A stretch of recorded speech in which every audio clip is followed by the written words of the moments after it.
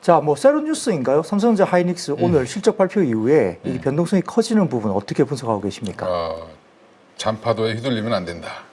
이렇게 분석하고 있습니다. 네. 일단 삼성전자 하이닉스 오늘 뭐 실적 발표하면서 일시적으로 단기 매도 물량이 좀 나오면서 한 장중에 한 2% 넘게까지 좀 한번 밀렸었잖아요. 예, 그러니까 계속 올라가다가 아마 거래 그 속도를 보면 막 되게 무섭게 빠지는 것 같은 느낌이 들으셨을 수 있는데 그게 왜 그러냐면 상승했다가 빠졌기 때문에 그런 부분이 없잖아 이제 약간 좀 그렇게 느끼셨을 것 같고 삼성전자도 실적 발표를 무난하게 한 것 같고요. SK하이닉스도 마찬가지로 무난하게 했습니다. 그래서 둘 다 서로 이제 SK하이닉스 같은 경우는 HBM 쪽에서 삼성전자 쫓아와도 내가 압도적인 일이다 이걸 강조했고 하이닉스는 삼성전자 같은 경우는 오히려 HBM 쪽에서 우리가 이제 뭐 지금 실적도 굉장히 좋아지고 있고 그다음에 HBM의 이제 매출 비중도 앞으로 더 확 늘어날 거다라는 부분들을 강조했죠. 그렇죠. 예, 그래서 근데 이제 이러면 서로 경쟁자냐 뭐 이렇게 판단하시면 안 되고 마이크론도 지금 엄청나게 증설하고 있어요. 네.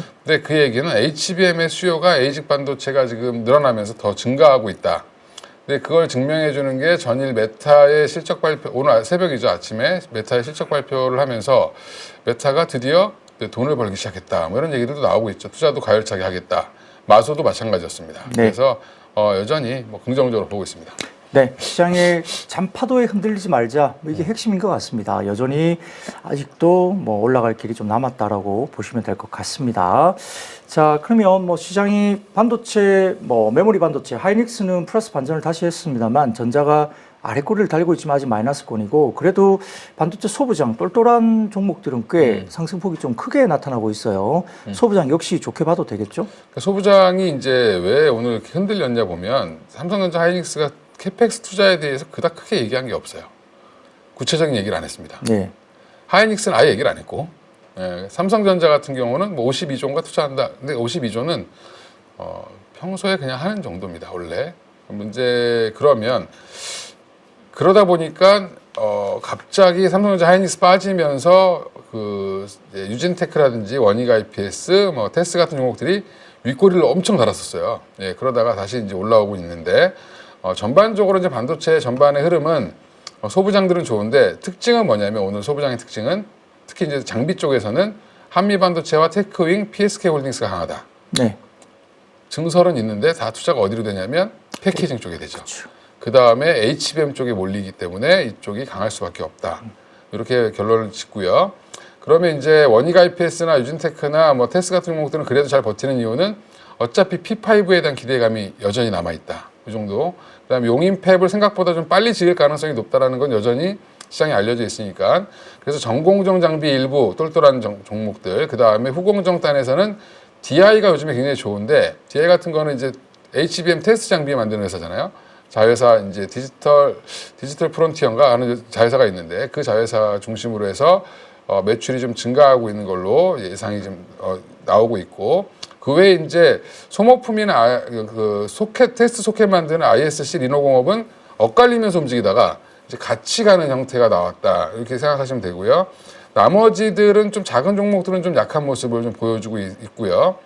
제가 이제 8.15 가족분들에게 찐시황 통해서 많이 말씀드렸던 STI 같은 경우도 리플로우 장비, 본업에 대한 기대감이 좀 붙는 것 같아요. 예, 이것도 마찬가지 후공정단이기 때문에 이쪽에 대한 기대감이 붙으면서 5.5% 거의 전력 반도체 장비까지 더해지면 뭐 더 잘 가지 않을까 이렇게 생각하고 있습니다. 알겠습니다. 뭐 좋은 종목들도 섹터들도 되게 있긴 합니다만 오늘 의외로 조선이나 조선기자재 등 섹터 변화가 좀 있는 것 같은데 뭐 좀 아주 두드러지게 좋았던 종목 그리고 두드러지게 조금 힘들어 보이는 섹터 이런 것들에 대해서도 한번 짚어주시죠. 예, 일단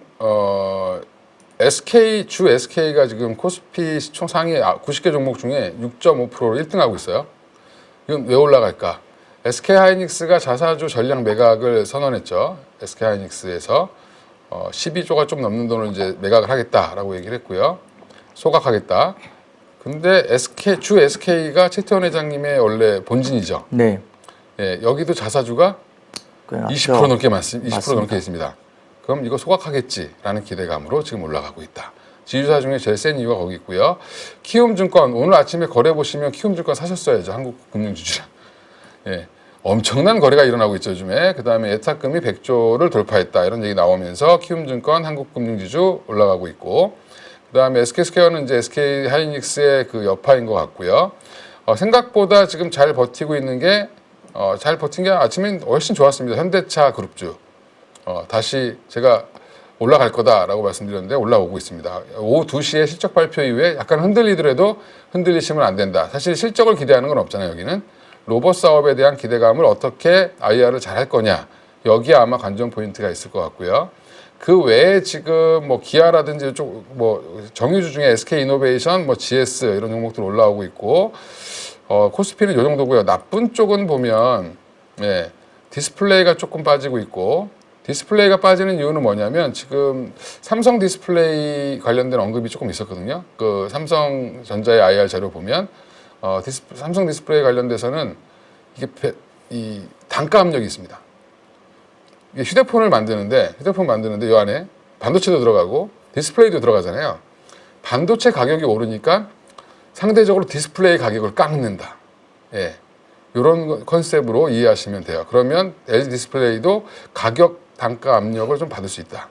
이런 것들이 지금 아마 작용하는 것 같고, 그러다 보니까 또 LG 이노텍도 좀 같이 빠져요. 왜 그러냐면 여기도 휴대폰 부품이잖아요. 그러면 카메라도 좀 깎겠죠. 예, 앞으로 이제 이런 상황들 때문에 좀 반도체가 너무 좋아서 손해보는. 그 다음에 최근에 많이 올랐던 2차 전지. 오늘 재밌는 게 양극화가 일어나고 있는 게 SDI랑 LG 에너지솔루션은 빠지고 있는데 3%, 2%씩 빠지고 있는데 에코프로 BM만 주구장창 올라가고 있습니다. 그래서 저는 에코프로 BM은 여기서 한번 끊어줘야 된다. 왜냐면 업황은 지금 단기 차익 실현 매물이 나오기 시작한 건데 이게 지금 왜 그러면 에코프로 BM이 오늘도 올라가냐? 그냥 코스닥 ETF 사서 올라가는 겁니다. 그렇죠. 시총 상위 쪽으로 집중되니까. 그렇습니다. 예. 예. 그런데 이게 어느 정도 해소가 되면 좀 내려갈 걸로 보이고, 코스닥에서 또 오늘 특징적인 거는 레인보우 로보틱스인데 삼성에서 로봇 관련된 사업을 본격적으로 하겠다라고 하면서 그 얘기 나오자마자 그냥 10%로 쐈죠. 예, 근데 너무 많이 올라왔기 때문에 거기서 지금 주춤하고 있다. 그다음에 코오롱 티슈진이 참 말도 많고 탈도 많은 회사였는데 부활의 신호탄 뭐 이거를 좀 기대하고 있는 것 같아요. 최근에 추세가 굉장히 좋습니다. 그래서 지금 보시면 뭐 차트 보면 예, 이렇게 올라오고 있죠. 무릎 관절 치료제인데 예전에 코오롱 생명과학에서 이제 같이 했던 건데 예, 주사 맞으면 관절염 있는 분들 벌떡벌떡 일어난다 뭐 이런 예, 옛날 임보사 이런 거 얘기 많이 했었잖아요, 그죠? 근데 그게 한번 임상 허가 실패하고 다시 재도전하는데 이번에는 될 가능성이 높다라고 하는데 글쎄요, 저는 이제 예전에 코오롱 생명과학을 투자했던 사람 입장으로서 기대는 하는데 예, 결과는 나와봐야 알지 않겠나 이렇게 생각하고 있고요. 그 외에 이제 코스닥에서도 많이 올라오는 게 차바이오텍이 요즘 생각보다 강해요. 예, 그래서 이거 지금 아마 이제 이쪽도 그 여러 가지 이슈들이 좀 있는데 차바이오도 저는 좀 공부를 좀 해봐야 되겠다. 제가 아직 열심히 좀 파보진 않았는데 차바이오텍도 최근에 무슨 이슈들이 좀 많이 있습니다. 그래서 그거 한번 보시면 찾아보시면 좋을 것 같고, 서진 시스템이 아마 이게 거의 신고가 부분까지 올라왔을 텐데 여기도 로봇 때문에 올라가는 겁니다. 로봇 몸통에 알루미늄으로 된 어떻게 보면 껍질을 껍데기 케이스죠. 그걸 만들어 준다라는 것들 또 얘기하면서 올라오고 있고, 오늘 이제 우리 부장님이랑 만나면 꼭 올라오는 게 있어요. 미용 쪽이요. 네. 클래시스가 오랜만에 불을 뿜었습니다. 예, 그리고 파마리서치도 여전히 흐름이 좋고, 그 다음에 또 하나가 실리콘투도 오늘 많이 올라오고 있죠. 네. 그리고 아모레퍼시픽도 생각보다 지금 엄청 올라가고 있습니다. 네. 예, 그래서 그 다음에 여기 화장품이랑 미용 관련된 종목들이 생각보다 아주 다지면서 올라오고 있다. 그래서 요거 장중에 보셨던 분들은 힌트를 얻으셨으면 지금 수익을 아주 짭짤하게 드시고 계시지 않을까 뭐 이렇게 생각을 하고 있고요. 그래서 항상 빠지지 말고 보자 이렇게 말씀드리고, 또 하나가 지금 이제 많이 빠진 종목들은 코스닥에서는 이 와중에 좀 기판주들이 좀 많이 빠지고 있어요. 네. 기판주들은 왜 빠질까? 뭐 특별한 악재는 없는 것 같은데 이수페타시스가 좀 밀리면서 빠지는 걸로 보이고요. 일시적인 뭐 흔들기 정도로 보고 있습니다. 그래서 여전히 여기도 다시 한번 기판 이제 실적 발표 이후에 다시 올라가지 않을까 저는 개인적으로 그렇게 보고 있고요. 최근에 많이 올라왔던 뭐 고영이라든지 이런 쪽들은 일부 차익 실현 매물 좀 나오는 걸로 보입니다. 네, 뭐 이수는 오늘 숫자가 약간 미스를 하긴 했는데 네. 뭐 1분기로 이연되는 거라서 좋은 숫자다 뭐 이렇게 평가는 받았습니다. 실적이 나고 네네. 이게 근데 실적이 4분기 실적이 미스가 살짝 나왔다라는 건 기대치보다 좀 덜했다는 거지.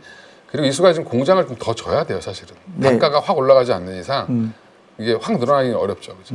그리고 뭐 목표 주가는 오늘 오히려 상향 조정이 됐거든요. 1분기 이후에 또 좋을 거다고 이야기를 했는데 조금 부담감 때문인지 좀 빠지는 것 같습니다. 역시 지금 시장이 돌아서면서 확실히 좀 차고 올라오는 게 아까 증권업종 잠깐 말씀 주셨지만 역시 뭐 자동차 업종, 뭐 현대차 포함해서 뭐 위아라든지 모비스, 뭐 기아 다들 올라오는데요.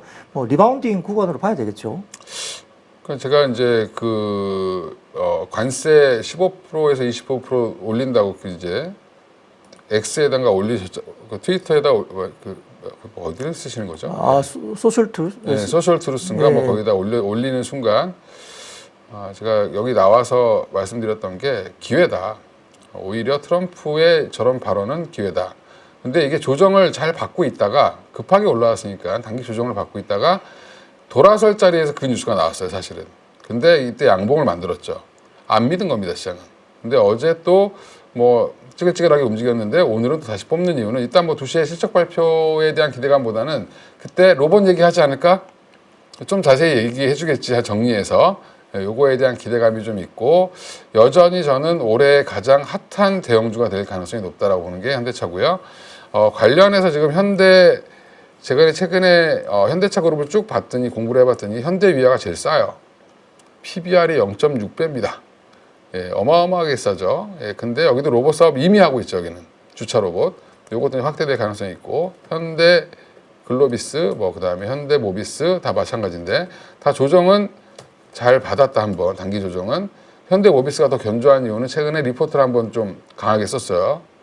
그러면서 여기가 이제 로봇 부품의 핵심 이렇게 하면서 좀 올라오고 있는 건데 잘 견디고 있죠. 네. 모비스가 이렇게 흔들리지 않으면 나머지들도 다 올라올 걸로 저는 예상을 하고 있고 그 다음에 오늘은 또 현대 오토에버가 오랜만에 오늘 아마 이제 이 엔비디아와의 협업 요거 관련돼서 자율주행 관련된 얘기하면 현대 오토에버 좀 올라올 걸로 보이고 그다음에 GPU 5만 장을 누가 어떻게 할 거냐 이런 얘기도 좀 자세히 해주면 또 현대 오토에버가 올라갈 가능성이 있다. 그래서 오늘 좀 장중에는 아까 보니까 한 12%까지 올라갔었는데 다시 좀 밀리긴 하는데 의미는 한 50만 원대까지는 언제든지 갈 수 있다 이렇게 보고 있습니다. 네. 뭐 이런 분위기면은 뭐 현대차그룹 ETF도 하나 만들어도 될 것 같기도 해요. 나오겠죠. 나올까요? ETF 만드시는 분들이 뭐 나올 것 같고 현대차 2배 나올 수도 있습니다. 그렇죠. 뭐 삼성전자도 할 수 있는 거니까. 그러니까 그러니까 삼성전자만 2배 ETF를 만들 수 있게 한 게 아니라 대형주라고 얘기했거든요. 네, 맞아요. 네, 그러면 아마 시총 한 12 이내는 대부분 만들어줄 가능성이 높다 이렇게 보고 있습니다. 네. 뭐 수급이 결국 지금은 뭐 밸류에이션 플레이가 잘 되지 않고 어떻게 보면 조금 테마군이 움직이는 게 조금 부담스럽긴 하지만 수급이 워낙 강하기 때문에 수급장에서는 사실 뭐 밸류를 따지고 앉았다가는 뭐 주식을 못 사니까요. 그렇죠. 밸류 따지면 그냥 삼성전자 사시면 됩니다. 아주 편하게 살 수 있죠. 그 다음에 파마 리서치. 강조를 여러 번 예.